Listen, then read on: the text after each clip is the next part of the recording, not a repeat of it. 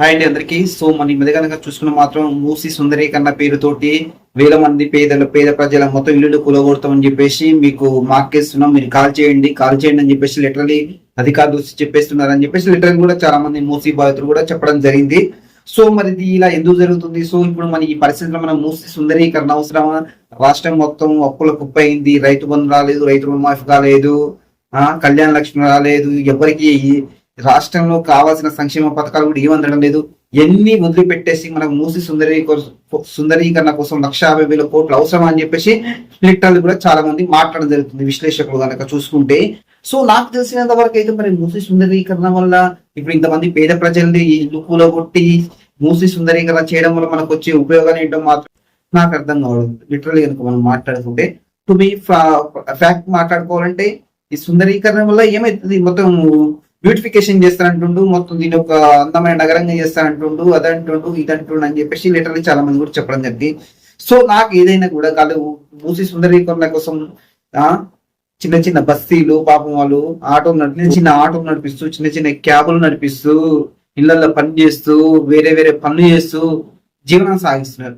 So అలాంటి పేద ప్రజల పైన సుందరీకరణ పేరుతోటి బుల్డోజర్లు పంపి వాళ్ళ ఇళ్ళని అక్రమంగా పూలగొట్టడం అనేది ఇది ఎంతవరకు సమంజసం మాత్రం మనకు అర్థం కాని పరిస్థితి.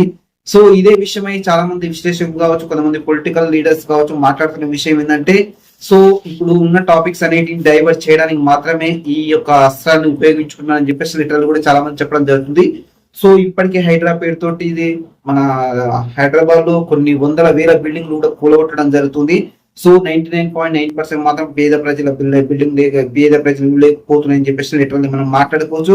సో ఇక్కడ ఏం జరుగుతుందంటే నాకు తెలిసినంత వరకు అయితే ఇప్పుడు గత చంద్రబాబు గవర్నమెంట్ లో ఏ ప్రాబ్లం రాలేదు, ఈవెన్ ఇప్పుడు రాజశేఖర రెడ్డి ప్రభుత్వం ఏ ప్రాబ్లం రాలేదు, ఈవెన్ చంద్రబాబు మనకు కేసీఆర్ పాలన ఏ ప్రాబ్లం రాదు. బట్ రేవంత్ రెడ్డి ప్రాబ్లం రావడానికి గల కారణం ఏంటో మాత్రం ఏంటని చెప్పేసి చాలా మంది విశ్లేషకులు దాని నుంచి చర్చించడం జరుగుతుంది లిటరల్ మనం మాట్లాడితే.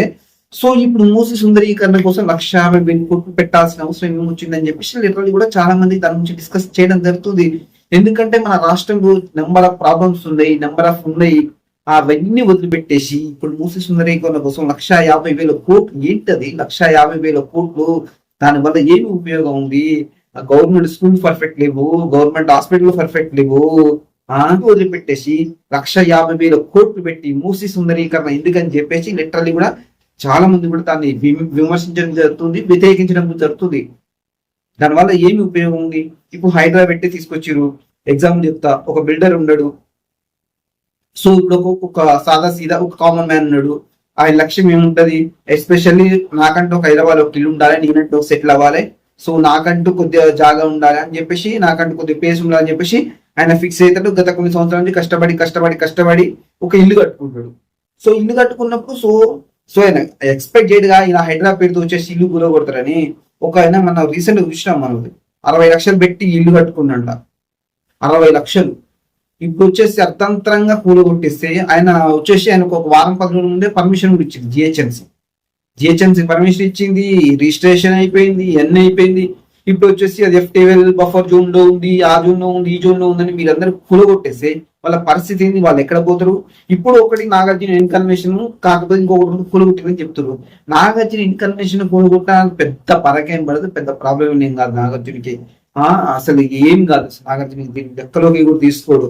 కాకపోతే పొలిటికల్ గా ఎక్కడైనా అవకాశం ఉంటే మనం చూడడానికి ప్రయత్నం చేస్తారు, కానీ నాగార్జునకి ఏమీ కాదు. నిట్ట నిలువన మునిగిపోయేది ఎవరంటే పేద ప్రజలు, మధ్యతరగతి ప్రజలు కాయ కష్టం చేసేసి కొన్ని లక్షలు కూడబెట్టి సొంతంగా ఒక ఇల్లు ఉండాలి అని చెప్పేసి కట్టుకున్న వాళ్ళే చాలా బాధపడుతున్నారు. సో బిఎస్ఆర్ నగర్ ఇదో నగర్ నేను చూసిన, ఆయన కొత్తగా ఇల్లు కట్టుకుని 50-60 లక్షలు పెట్టుకుని వారం రోజులు అయింది గృహప్రవేశం చేసి. సో ఆయన కూడా మొత్తం నిలమట్టం చేయడం జరిగింది. సో మరి ఇలా నిలమట్టం చేయడం వల్ల పెద్ద నాకైతే ఏం ఉపయోగం అనిపించడం లేదు. ఇప్పుడు లిటరల్ గా నాకు తెలిసినంత వరకు అయితే, అంటే నేను చేసుకునే ఇన్ఫర్మేషన్ కావచ్చు, ఇంకా కొన్ని విషయాలుగా నాకు అర్థమైన విషయం ఏంటంటే, ప్రభుత్వం అనేది ప్రజాభిప్రాయ సేకరణ. అంటే మేము ఇలా చేస్తున్నాం, మీకు ఆల్టర్నేటివ్ ఇంకేమైనా చూపిస్తాం అని చెప్పేసి చేస్తే అయిపోయింది. ఇప్పుడు ఏదో మూసి నిర్వాహితుల కోసం మేము బిల్డింగ్ ఇస్తున్నాం, డబుల్ బెడ్రూమ్ ఇస్తున్నాం అని చెప్పేసి ఒక 150 కుటుంబాలకు ఇస్తే ఆడ 5-6 వేల కుటుంబాలు ఉన్నాయి. ఎగ్జాంపుల్ కి ఆడ 150 కుటుంబాలకు 200 కుటుంబాలకు ఇస్తే మిగతా వాళ్ళ పరిస్థితి ఏంది? వాళ్ళు ఎక్కడికి పోవాలా? అది కరెక్ట్ పద్ధతి కాదు కదా, ఎవరు అనుకున్నా ఎవరు కాదనుకున్నా కూడా.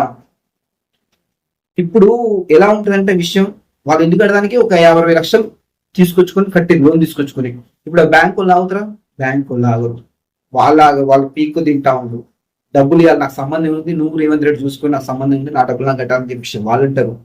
వీళ్ళు ఏం చేయలేని పరిస్థితి, ఎందుకంటే 60 లక్షలు ఇంటికి తీసుకొచ్చి పెట్టినావు. ఏం చేస్తారు వాళ్ళ పరిస్థితి? వాళ్ళని ఆదుకునేటోడు కూడా ఇప్పుడు ఏం లేదు, డిమాలిషేషన్ అని చెప్పేసి మొత్తం కూలగొట్టి ఆ FTL బఫర్ జోన్ అది ఇది అని చెప్పేసి పోతులు. దానికి ఎవడు బాధుడు? వాళ్ళ బాధలు తీర్చేవాడు ఎవడు? ఎవరు చెప్పుకోవాలి వాళ్ళ బాధలు? కళ్ళ ముందే 60-70 లక్షలు పెట్టి కట్టుకుని ఇల్లు కూలిపోతుంటే కన్నీరు మున్నీరు అయిపోయి గుండెల నుంచి తన్నుకుంటే బాధిస్తుంటే ఏం చేయలేని పరిస్థితి ఉంటే గుండెలు బాధకుంటూ ఏడుస్తుంటారు. వాళ్ళ కన్నీటిని తూర్చేటోడు ఎవడు? ఎవరు తీరుస్తారు? వైడ్రా కమిషన్ రంగనాథ్ తీరుస్తాడా? రేవంత్ రెడ్డి తీరుస్తాడా?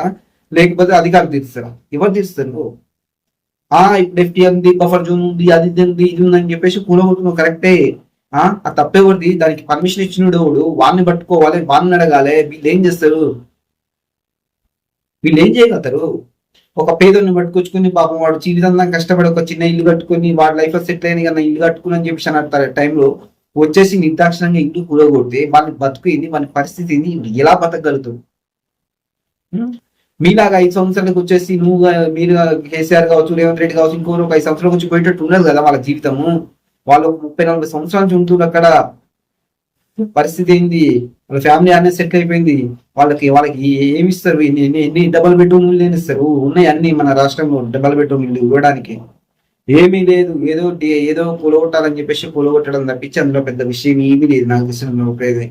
సో మరి దీనివల్ల ఇంత మరి హైదరాబాద్ వచ్చి మునిగిపోతున్నాయి. మరి ఇది ఇలా ఉంటే ఎలా పరిస్థితి? మరి హైదరాబాద్ వచ్చి కూలగొట్టాలంటే కూలగొట్టాలి కానీ వాళ్ళకు పునరావాసం ఏర్పాటు చేయాలి కదా. నీ సక్క నువ్వు కూలగొట్టి పోతే ఎవడు దానికి బాధ్యుడు? ఎవడేం చేస్తారు? వాళ్ళు పుణ్యానికి రాలే, వాళ్ళు రిజిస్ట్రేషన్ చేసుకుని వాళ్ళు పట్టా భూములు అవి కూడా 100% పట్టా భూములు వచ్చేసి నువ్వు కూల్చేసి పోతే మరి ఎవడు ఏం చేస్తాడు? వాళ్ళ కోర్టు మెట్లు కూడా ఎక్కలేని పరిస్థితి. ఎందుకంటే అంత శని ఆధారం మొత్తం కూల్చిపడేస్తున్నావు. నోటీసులు ఇచ్చుడు, ఎప్పుడు సాయంత్రం నోటీసులు ఇచ్చుడు, మార్నింగ్ కూలగొట్టుడు అయితే జరుగుతుంది అక్కడ. సీన్ నాకు తెలిసినంత వరకు అయితే 100% ఇదే జరుగుతుంది. సో మరి మీకు మీరుగా వచ్చేసి కూలగొట్టేసి పోతే వాళ్ళకి నివాసం ఏర్పాటు చేసేది ఎవడు? వాళ్ళ బాధలు, వాళ్ళ పరిస్థితి ఏంది? ఏం చేస్తారు వాళ్ళు? అరే బాబు, రెంట్కు ఉండి ఉండి ఉండి ఉండి అరే మనకంటే ఒక సొంత ఇల్లు ఉందా అని చెప్పేసి వాళ్ళు కష్టపడి సంపాదించి తీసుకొచ్చి ఇల్లు కట్టుకుంటే FTL బఫర్ జోన్, ఆ జోన్, ఈ జోన్ అని చెప్పేసి చదువుకున్నకే తెలియదు. FTL బఫర్ జోన్ అంటే పాపం వాళ్ళకి ఏం తెలుస్తుంది? రెక్కాడితే కానీ డొక్కాడని పరిస్థితి వాళ్ళది. అలాంటి వాళ్ళ పైన మనం ప్రతాపం చూపెట్టేసి ఇప్పుడు రేవంత్ రెడ్డి విషయం పక్కన పెట్టు. మనకు రాజశేఖర హయాంలో జరిగిందా, మనకు చంద్రబాబు హయాంలో జరిగిందా, వీళ్ళెవ్వరి హయాంలో జరిగింది. ఇప్పుడు రేవంత్ రెడ్డి కేవలం మరి రేవంత్ రెడ్డి దీన్ని తెరపైకి తీసుకురావడం గల కారణాలు ఏంటి అంటే స్పష్టంగా మనకు అర్థమవుతున్న విషయం ఏంటంటే ఇప్పుడు కొన్ని విషయాలు మనం డైవర్ట్ చేయడానికి ఇది తీసుకొస్తున్నాం చెప్పేసి లిటరల్లీ చాలా మంది కూడా విశ్లేషణ చెప్పడం జరుగుతుంది. అంతే కదా. ఏముంది ఇప్పుడు రాష్ట్రంలో చాలా సమస్యలు ఉన్నాయి, వాటన్నిటిని పక్కన పెట్టి ఫోకస్ మొత్తం ఈ ఐటమ్కి రావాలని చెప్పేసి ఇలా చేస్తుందని చెప్పేసి చాలా మంది విశ్లేషకులు కూడా చెప్పడం జరుగుతుంది. సో దీనివల్ల లాభం ఊరికి నష్టం ఊరికన్నా మాత్రం 100% పెద్దవాళ్ళకు బిల్డర్లకు అయితే పెద్ద ఉరిగేది ఏమి ఉండదు నాకు తెలిసినంత. అంటే ఉరిగేదంటే వాళ్ళకు కూడా లాస్ వస్తుంది, లాస్ రాదని చెప్పడానికి ఎటువంటి వీల్లేదు. సో సాదా సీదా మధ్యతరగతి వాళ్ళు, పేదవాళ్ళు, నిరుపేదలు, కూలీనాలు చేసుకునేటోళ్ళు వాళ్ళకు మాత్రం నిజంగా కోలుకోలేదు దెబ్బ. చూస్తారు మీరు కూడా వీడియోస్. ఒక ఆమె ఏం చేస్తుంది పాపం, కష్టపడి ఒక 20 సంవత్సరాలు కష్టపడి ఒక ఇల్లు కట్టుకుంది. ఒక 3 పిల్లలు ఉన్నారు అమ్మాయిలు. సో ఇల్లు కట్టుకున్నాక ఎట్లా అమ్మాయిలు పెళ్లి చేసేస్తే ఒక పని అయిపోతుంది అని చెప్పి ఒక 45 లక్షలు పెట్టి ఇల్లు కట్టింది హైదరాబాద్ లో. అంటే ఆ 45 లక్షలు కూడా ఎమ్మటే వచ్చినాయి కాదు. ఒక 20 సంవత్సరాల నుంచి కష్టపడి కొన్ని అమౌంట్ పోగు చేసుకొని కొద్దిగా అప్పు తీసుకొచ్చుకొని కట్టుకుంది. సో ఉన్నట్టుండి వీళ్ళు మీ ఇల్లు FTL ఉంది, మీ ఇల్లు బఫర్ జోన్ ఉందని వచ్చి కూలగొడితే ఆ 45 లక్షలు ఎక్కడి నుంచి తీసుకొచ్చుకుంటారు వాళ్ళు? వానికి ఎవరికి ఇస్తారు? ఆ రిమైనింగ్ అమౌంట్ బ్యాంకు నుంచి పట్టుకొచ్చుకుంటారు వాళ్ళు. సో వాళ్ళకు కట్టేది ఎవడు? వాళ్ళ పరిస్థితి వాళ్ళని ఎవరు ఆదుకుంటారు? అంతే కదా. మరి వాళ్ళు చెప్తున్న విషయం ఏంది? సో నిజంగా ప్రజలు రేవంత్ రెడ్డికి సపోర్ట్ ఉన్నారు, దానివల్లనే కూలగొడుతున్నా అంటే అది లేదు. ఏ ఒక్కరు కూడా సపోర్ట్ లేరు. చాలా వల్గర్ కూడా మాట్లాడుతున్నారు. ధర్నాలు చేస్తున్నా, రాసారోకలు చేస్తున్నా, పట్టించుకోకుండా కూడా చేస్తుందంటే మరి దీని వెనుక ఏముంది అని ఉద్దేశం ఏంటి? అని కూడా ఎవరికి అర్థం కాని పరిస్థితి. సో చూద్దాం మరి ఇప్పటికైనా కూడా రేవంత్ రెడ్డి ఆలోచన చేసి ఏం చేస్తారు. మరి దీని నుంచి కోర్టు కూడా కొన్ని క్వశ్చన్లు వేయడం జరిగింది. దీనికి చట్టబద్ధత ఉందా, మరి మీరు శని ఆదివారం ఎందుకు కొలగొడుతారని చెప్పేసి కూడా దీన్ని కూడా వివరణ ఇవ్వాలని కోర్టు కూడా ఆదేశించింది. సో చూద్దాం ఇకపై ఏమేమి జరుగుతుందో మన రాష్ట్రం. Okay, thank you.